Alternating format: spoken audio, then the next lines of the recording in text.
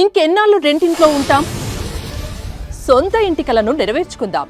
Suman TV biggest property expo October 18th, 19th HSCC Novotel Hyderabad. ఇప్పుడే free entry కోసం call చేయండి. Welcome to Suman TV. నేను మీ సీమ. మన భారతదేశం ఎంత అభివృద్ధి చెందుతున్న ఏదోముల అనాగరికత అయితే రాజ్యం వెళ్తుందని చెప్పొచ్చు. అయితే అభివృద్ధి చెందుతున్న జిల్లాల్లో కూడా ఎక్కడో దిక్కున మూఢనమ్మకాలు అయితే పెంచి వెళ్తున్నాయి. ఏంటంటే విజయనగరం జిల్లా డెంకాడ మండలం పెదతాడివాడ గ్రామంలో ఒక వింత సంఘటన చోటు చేస్తుంది. ఏంటంటే క్షుద్ర పూజల కలకలం. ఓ ఇంటి ముందు క్షుద్ర పూజలు చేశారు గుర్తు తెలియని వ్యక్తులు. అయితే ఒక పుర్రెను పెట్టి అక్కడ క్షుద్ర పూజల ఆనవాళ్ళు ఉన్నాయి. అయితే ఆ ఇంటి యజమాని ఎవరైతే ఉన్నారో పైడమ్మ ఉదయం లేచి చూసేసరికి అక్కడ పుర్రె అయితే కనిపించింది. అలాగే క్షుద్ర పూజలు చేసినట్టు పసుపు కుంకుమ అన్ని కూడా ఉన్నాయి.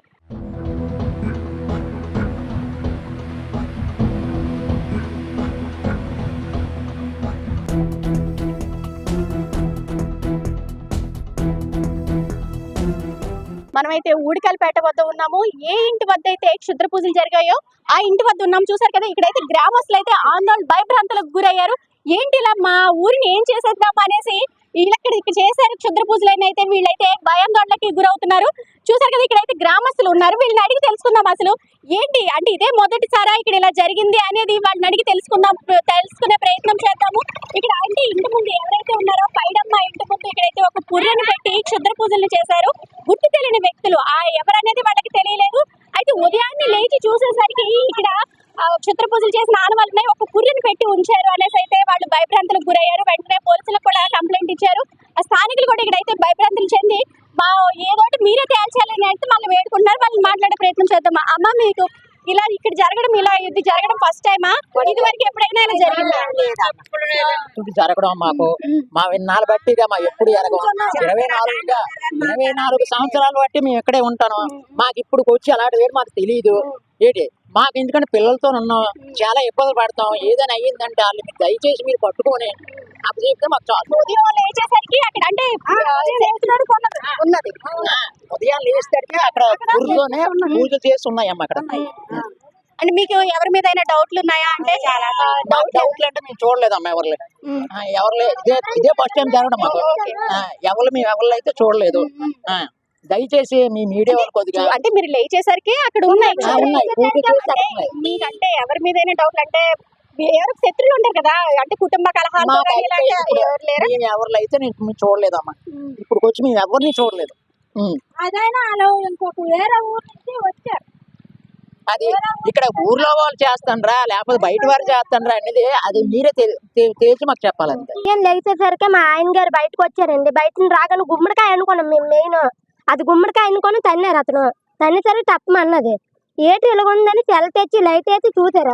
చూసిన తర్వాత జనం అందరూ ఆగారు. ఇది పూజలు కూడా చేశారు దానికి.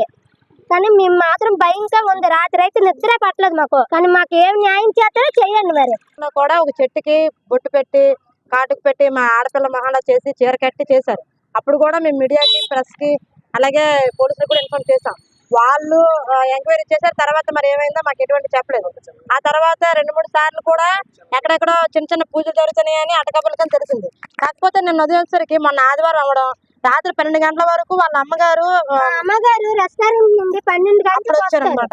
12 వరకు అయితే ఏమీ లేదు. 12 తర్వాత జరిగింది ఇది. 12 వరకు అయితే మేము మెలకుగా ఉన్నాము. మేము పడుకోలేదు. కానీ ఇలా చేయడం కరెక్ట్ కాదు. నేను శత్రువులు వీళ్ళు ఎలాంటి వాళ్ళని చెప్పడం మేము బాధ్యత. వాళ్ళకి ఉండాలి. అది వాళ్ళు పిల్లలతో ఉన్నారు కదని. అంటే ఇప్పుడు వాళ్ళంతా జరిగింది, రేపు ఊరంతా జరిగినా ఇలాగే వదిలేస్తారు. వదిలేడానికి కాదు, కానీ మనం ఎంత అభివృద్ధి చెందుతున్నప్పుడు కూడా పరిస్థితి ఇక్కడికి ఇలాగే ఉంది. ఒకరు తీసేయాలంటే దీపాలు పెడతాను పురులు పెడతాను తీసేయడం అవుతుంది కదా.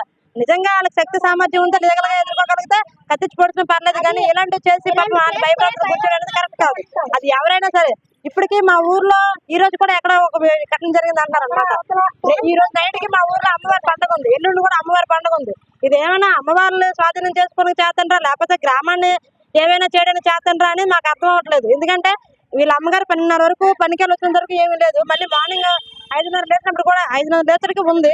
అంటే ఈ మిడిల్ లోన జరిగిందంటే డేట్ మారినప్పుడు లేకపోతే నిన్న రోహిణి నక్షత్రం అని ఇంకేం చేశారో మరి మాకు తెలియట్లేదు. దానిపైన మాకేనా అవగాహన లేదు. వీళ్ళైతే తీవ్ర భయతోళ్ళకు గురయ్యారు. అంటే మేము చిన్న పిల్లలతో ఉన్నాము, మేము భయంగా బిక్కుమంటూ గడుపుతున్నాము ఇక్కడ అనేసి అయితే వీళ్ళు ఆవేదన వ్యక్తం చేస్తున్నారు. అలానే వీళ్ళు ఎక్కడి నుంచో వచ్చి ఇక్కడ ఉంటున్నారు. అయితే ఇది వాళ్ళ అమ్మగారి ఇల్లని అయితే అమ్మాయి అయితే చెప్తున్నారు. అయితే మేము ఎవరికి ఏ అన్యాయం చేయలేదు, కానీ ఎందుకు మా మీద ఇలా కక్ష కట్టి ఇలాగా క్షుద్ర పూజలు చేశారని అయితే వాళ్ళు ఆవేదన వ్యక్తం చేస్తున్నారు. అంతేగాని పోలీసులు, మీడియా కూడా మాకు న్యాయం చేయాలి, ఎంత డెవలప్ అవుతున్నా సరే ఏదో మూల ఏంటి క్షుద్ర పూజలు, మాకు ఏం చేయాలనేసి వాళ్ళు ఈ విధంగా తలపెట్టారని అయితే వాళ్ళు ఆవేదన వ్యక్తం చేస్తున్నారు. కెమెరా పర్సన్ అఖిల్తో సీమా, సుమన్ టీవీ, విజయనగరం.